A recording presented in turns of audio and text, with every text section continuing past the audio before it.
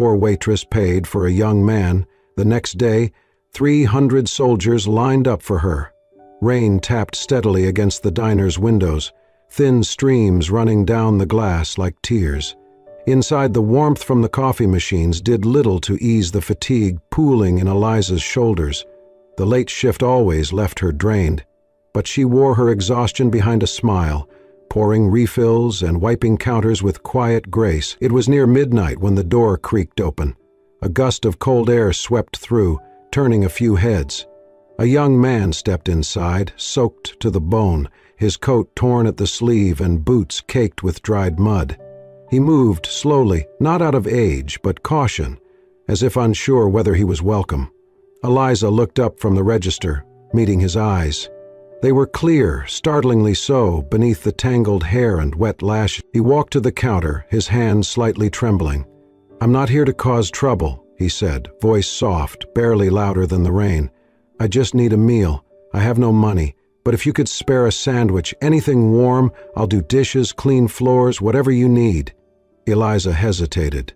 He was young, maybe her age, maybe younger, but the lines in his face told a story far older.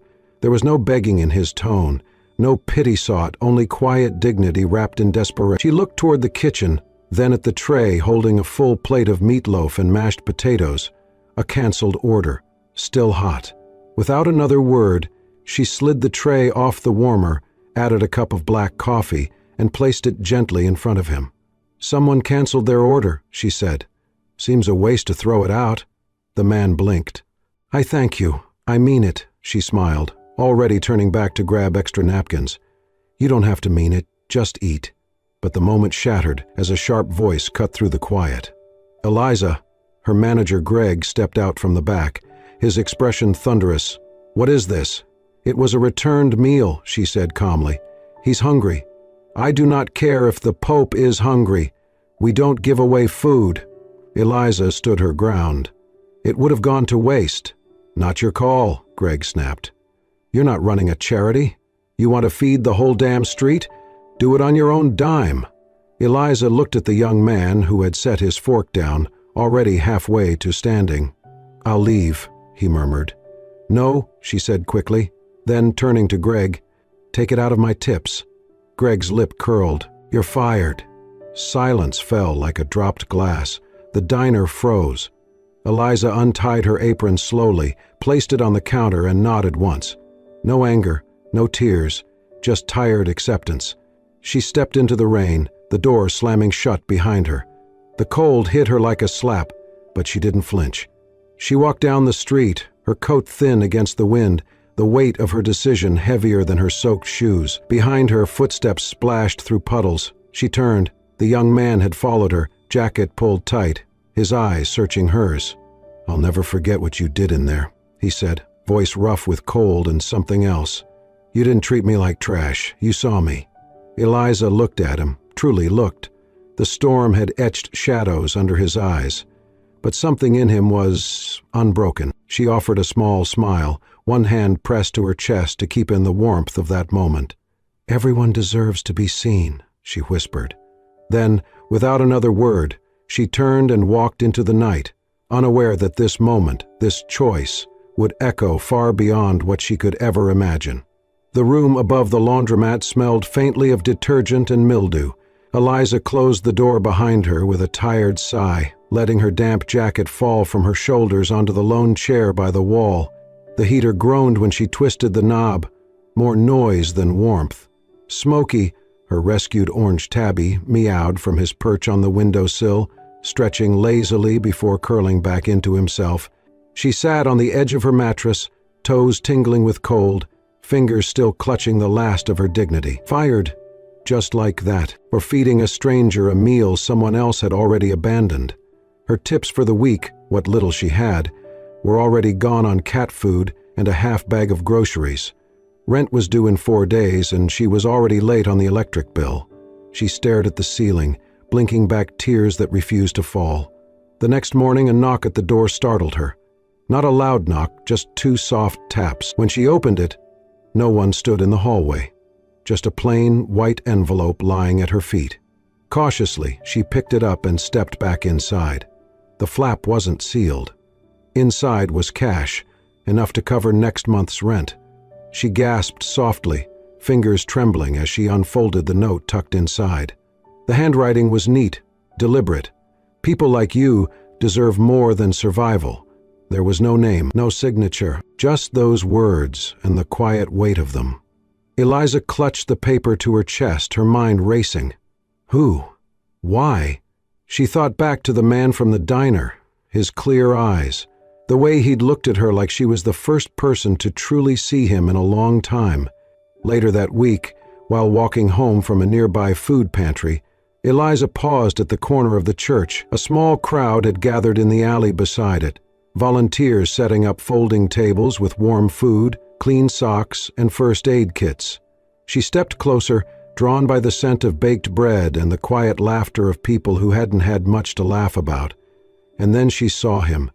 Same eyes, same build, but now clean-shaven, wearing a dark wool coat and gloves. He stood behind a table, handing out wrapped sandwiches and thermoses of coffee. His smile was quiet but real, the kind that came from someplace honest. She stood frozen for a moment before stepping forward. "Hey," she said, unsure if he'd remember. He looked up and smiled like he had been waiting for her. "Eliza." She blinked. "How did you—" "I asked around," he said simply, reaching beneath the table. He pulled out a wrapped sandwich and offered it to her. She hesitated. "It's turkey," he said, "with cranberry spread. I remembered you mentioned it was your favorite when you served me." She accepted it slowly, fingers brushing his. It was warm. "You didn't have to." He shook his head. "You gave me my first real meal in days. This is the first one I get to share." There was a quiet between them, not awkward, just gentle. "You look different," she said. He chuckled. "A shower and a shave will do that." She studied him. There was something steady in the way he stood, something that didn't quite fit the story of a man down on his luck. But before she could ask more, a woman behind him called his name. "Aiden." He turned, gave a small wave, then looked back at Eliza. "Come back tomorrow. I'd like to talk more." And with that, he turned back to his table, handing out cups of coffee to a pair of veterans who patted him on the back. Eliza walked home that night with the sandwich still warm in her hands and something even warmer curling in her chest. She didn't know who Aiden really was yet, but she knew, somehow, her story with him wasn't over. The winter deepened slowly in the small town of Millridge, casting frost over windows and weaving chill into the breath of morning. Yet, amidst the cold, Eliza found warmth, not in electricity or blankets, but in the quiet presence of a man who never quite left her thoughts. Aiden.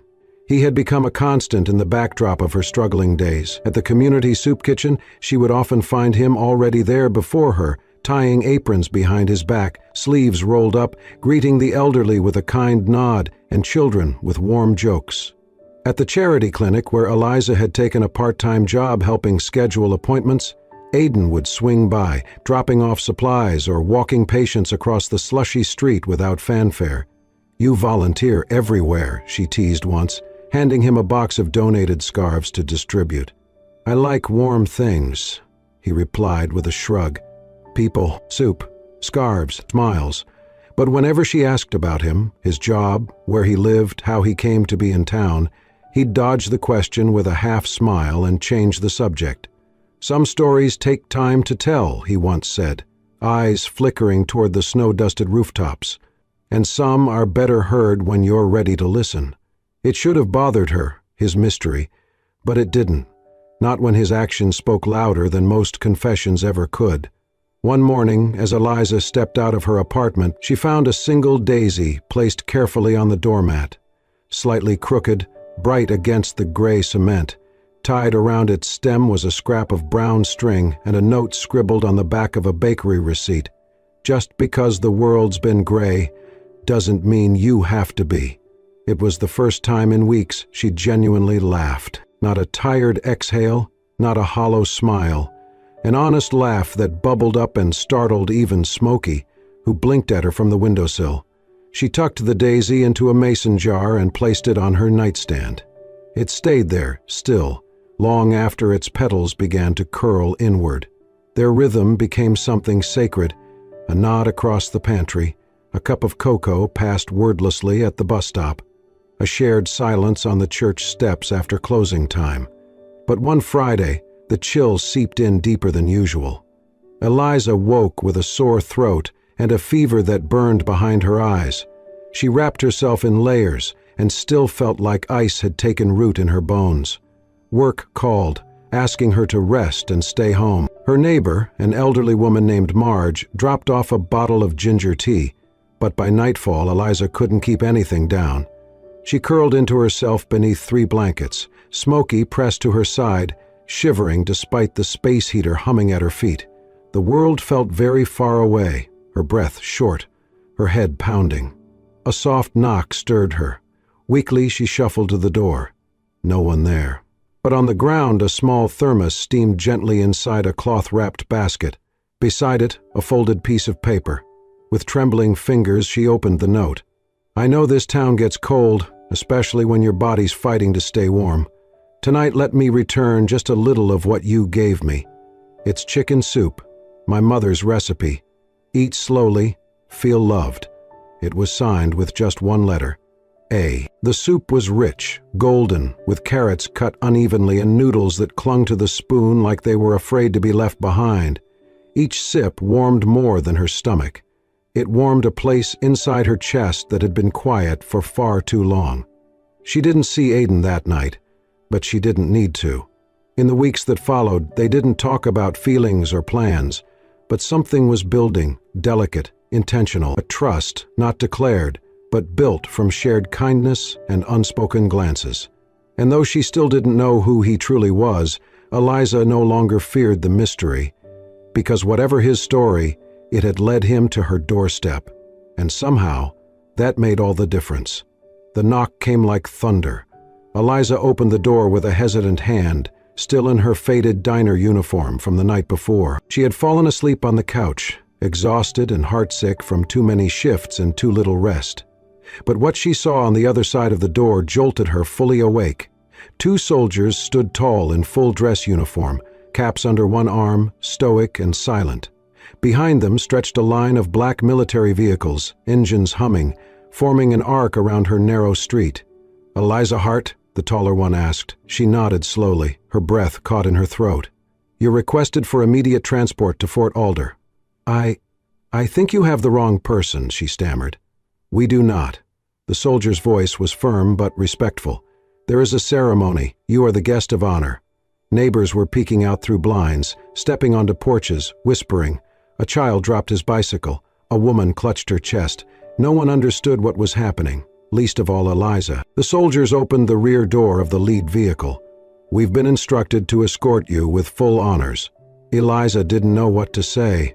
Her body moved before her brain caught up. She climbed in. As the convoy pulled out of the neighborhood, sirens were not blaring, but the tension in the air was deafening.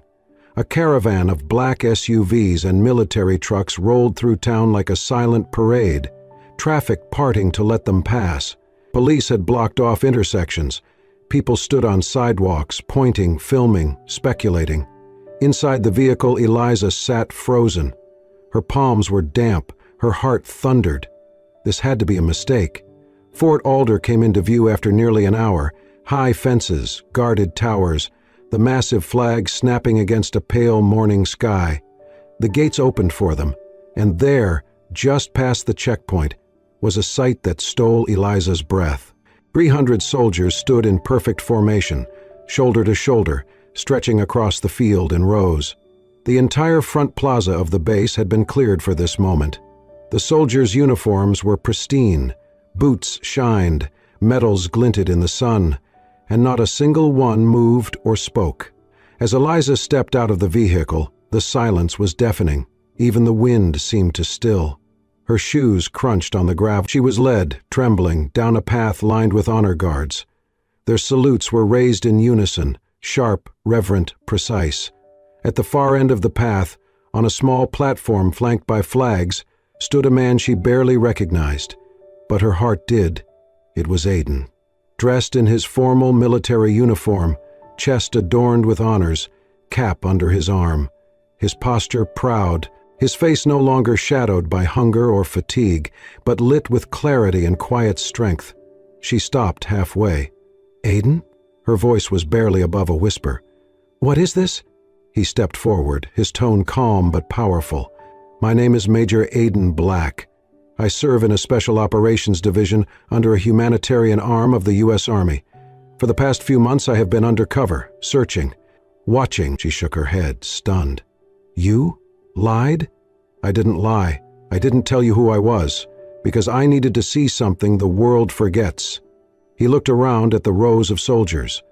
"I needed to see if kindness still existed without credit, if compassion could survive without spotlight. And then I met you." Eliza's breath caught. Aiden stepped closer. "You gave me food, but more than that, you gave me dignity. You looked at me like I was still someone." She swallowed hard, eyes burning. "Why are they all here?" Aiden turned to the soldiers and then back to her. "Because what you did, it mattered, more than you know. We brought 300 soldiers here today, not to intimidate, not to question, but to honor, to show you what happens when one person, doing one right thing, shakes the entire system awake." Eliza's hands trembled. She whispered, "I'm just a waitress." Aiden smiled, his eyes soft. "No, you're the reason hope is still real." And in that moment, before the silence lifted, Eliza realized she hadn't been summoned. She'd been saluted. The smell of warm cornbread drifted through the small hall of the newly opened community center. Paint still clung fresh to the walls, and sunlight filtered through windows that had not known light in years. Eliza stood at the center of it all, apron tied, sleeves rolled, and a quiet fire in her chest. She never imagined this would be her life, yet here she was, managing the center, supported by a military initiative, her kitchen open to hungry children, tired veterans, single mothers, and anyone else the world had tried to forget. She had not asked for this role, but she had grown into it like roots through old soil. The oven timer dinged. Eliza pulled out a tray of roasted vegetables, the scent sharp and comforting. Laughter echoed from the next room, where a group of kids folded paper cranes with an ease only children possessed. At their side, crouched low, was Aiden. He had never once asked for recognition. Instead, he arrived early every Saturday morning with a bundle of wildflowers, daisies, goldenrod, sometimes a single white lily, and left them by the kitchen sink with a note that only read, "For the keeper of the flame." He fixed broken hinges without being asked, repaired the squealing faucet, taught the kids to fold napkins into animals for lunch trays. Some days he just sat with the elderly, listening, not talking, listening. Eliza watched him often, always from a quiet distance. It would have been easier if he had remained the man from the diner, mysterious, fleeting, like a moment of kindness she could cherish and let go. But Aiden stayed, and every act of tenderness, every moment he gave without asking anything in return, tugged gently at the walls she had built to protect a heart that had been broken more than once, especially by the last man who said he loved her, then vanished when the rent was due, and life asked more than charm. One Thursday afternoon, the center was busy, kids running in and out, volunteers handing out books and sandwiches. Eliza was slicing apples when she heard the small voice. "Miss Eliza?" She turned. A little girl, maybe 6 or 7, stood holding a half-folded paper crane. Her braids were coming loose, and there was jelly on her chin. "Yes, sweetheart?" The girl looked serious. "Is Mr. Aiden your husband?" Eliza blinked. "No, he's not." "Oh," the child paused. "Is he your boyfriend?" Eliza smiled softly. "No, honey." The girl frowned, clearly puzzled. "Then what is he?" There was a pause, long enough for Eliza to feel her throat tighten. She glanced across the room. Aiden was kneeling beside another child, showing him how to twist pipe cleaners into stars. His eyes caught hers.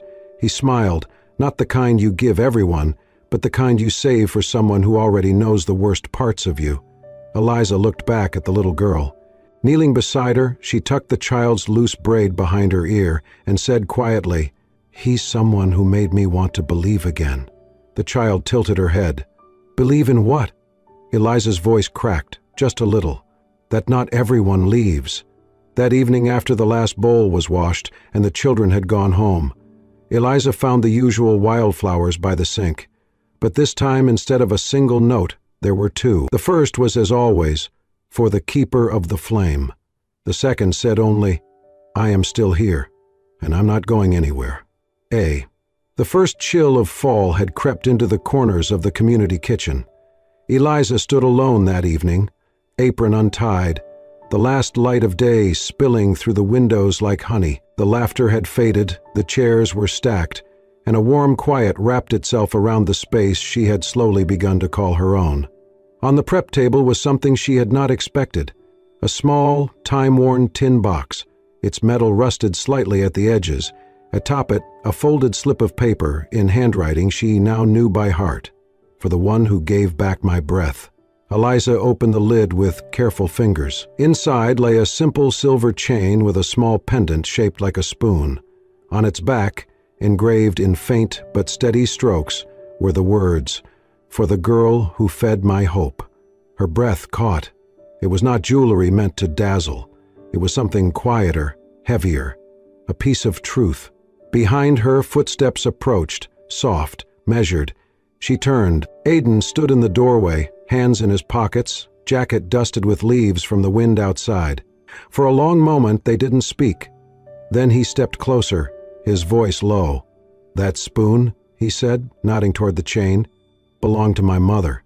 She used to say a meal made with care could fix more than a prescription.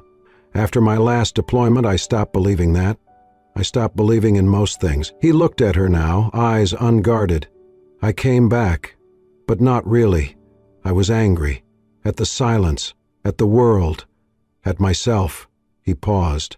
"So, they gave me a different kind of mission. Send me out into the places we forget. Let me search for people who still believed in something better. People who give, even when the world takes."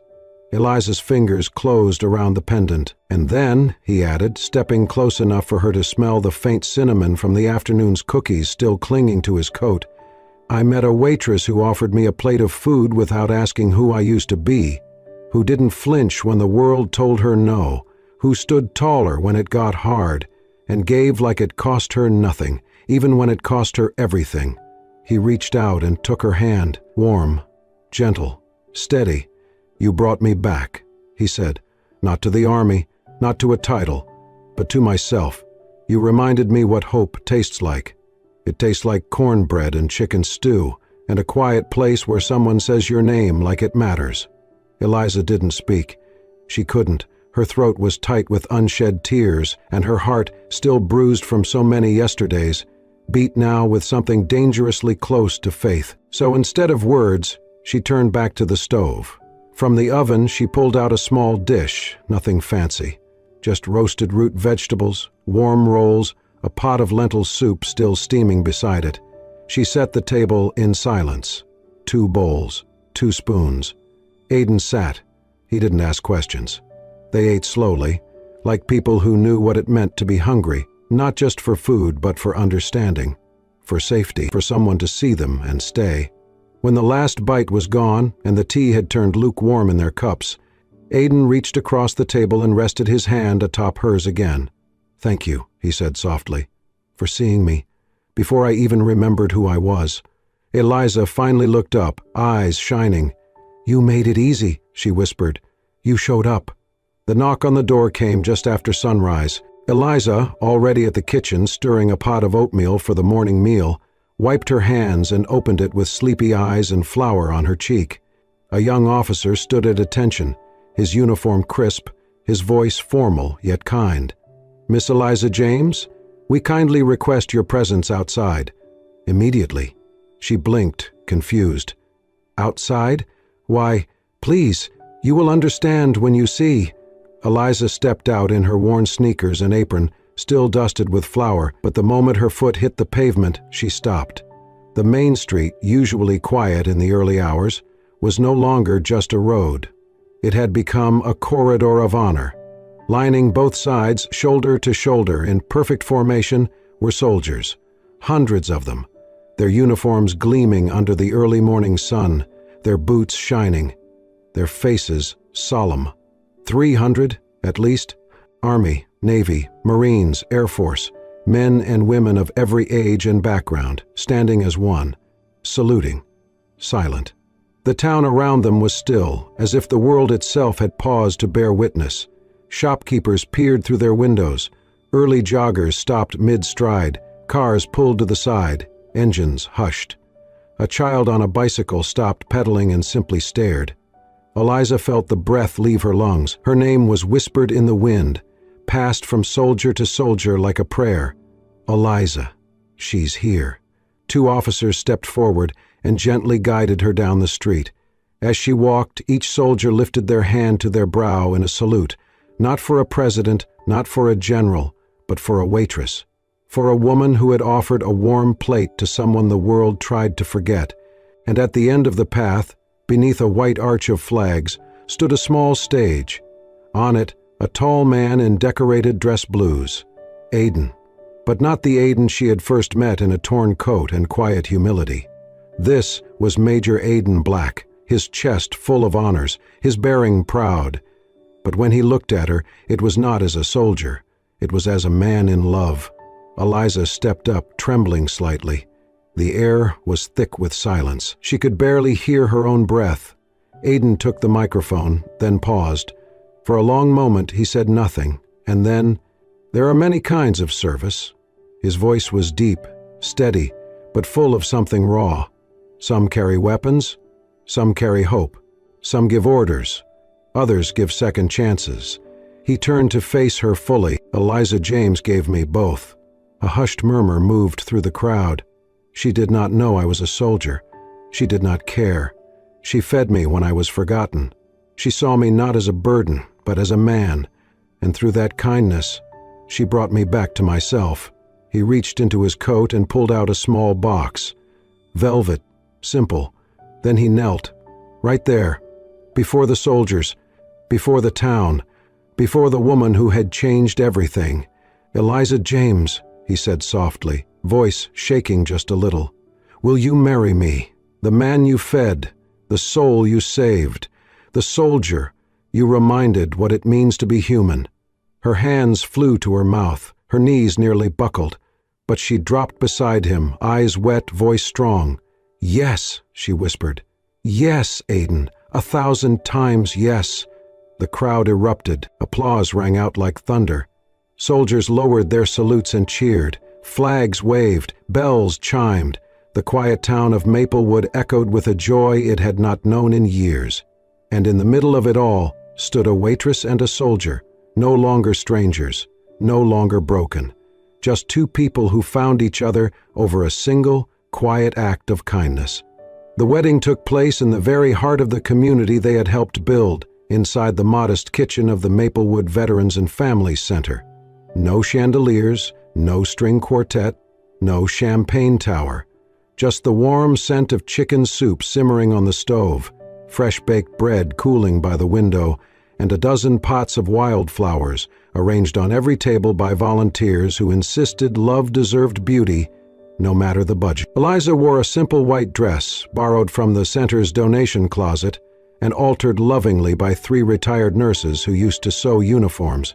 Her hair was pinned with sprigs of baby's breath, and her only jewelry was a locket she had found in her mother's belongings years ago. Inside was a photo of her as a baby, held by a man in uniform. She did not know his name, but today she felt seen. The crowd was small but sincere. Neighbors, veterans, children she had read to during Tuesday lunches, women she had cooked beside, and of course, the 300 soldiers who had first lined up to salute her weeks ago. Not all could return, but dozens had, arriving in clean boots and pressed uniforms, eyes shining with reverence. Aiden stood at the front, not in his military blues, but in a simple gray shirt rolled at the sleeves, and his old dog tags around his neck. His vows were short, but not small. "I could have given you a ring," he said softly, taking her hands, "but you never needed proof, so instead I give you this." He removed one of the tags from his chain. It was newly engraved. "You saved a soldier's soul." Eliza's breath caught. He placed it gently in her palm. "I don't need the world to know what you did," he said. just for you to carry this, and know someone lived because of you." Her hands trembled. She kissed the tag before hanging it around her neck, above her heart. After the ceremony, guests gathered around folding tables, where bowls of soup were passed from hand to hand, where laughter rose like music, and where every toast was made in mugs of hot tea. Eliza had never seen anything more beautiful. Later that night, she stepped outside, to the back of the center, where a new wooden sign had been hung, just above the kitchen door. Aidan had carved it himself, every letter smoothed with care. "This place does not serve just meals. It feeds the soul." She smiled. Behind her, she heard Aidan's footsteps. He slipped his arms around her waist, resting his chin on her shoulder. "We built something," he whispered. "More than just a kitchen." She nodded, leaning back into him. "A kind of home." Inside, the light from the kitchen glowed soft and golden through the window. Then the door creaked open. A small boy stepped in, maybe 8 or 9, wearing a tattered hoodie 2 sizes too big. His eyes wide, hands stuffed in his pockets. Eliza turned, her voice gentle. "Are you hungry?" He nodded. "Do you like soup?" Another nod. She knelt beside him, smiling. "How about a bowl of hot chicken soup and a story about how kindness travels farther than you think?" The boy hesitated, then whispered, "Do you have one about a soldier?" Eliza reached for his hand. "I have one about a soldier and the woman who served him a meal he never forgot." Aidan set another bowl on the table, and as they sat down beside the boy, as the room filled again with the quiet comfort of people choosing to care, Eliza knew the truth. She would never be famous, never be on magazine covers or national news again. But here, in this little kitchen with chipped tile floors and hand-painted signs, she had everything she ever needed: a purpose, a partner, a place where no one was invisible. And as laughter echoed down the hall, and the soup steamed against the cold night air, Eliza looked around and thought, "You do not need medals to be remembered. Sometimes all it takes is one warm meal, and a heart that stays open, even when the world closes its eyes." If this story warmed your heart, reminded you of the quiet strength we all carry, and the power of one small act of kindness, we invite you to stay with us for more. Here on Soul-Stirring Stories, we share tales that touch the soul, stories about everyday people who make an extraordinary difference simply by choosing compassion. If Eliza's journey inspired you, please like, comment, and subscribe to our channel. Hit the notification bell so you never miss a story that might just change the way you see the world. Thank you for watching, and remember, sometimes the greatest heroes wear aprons, not armor.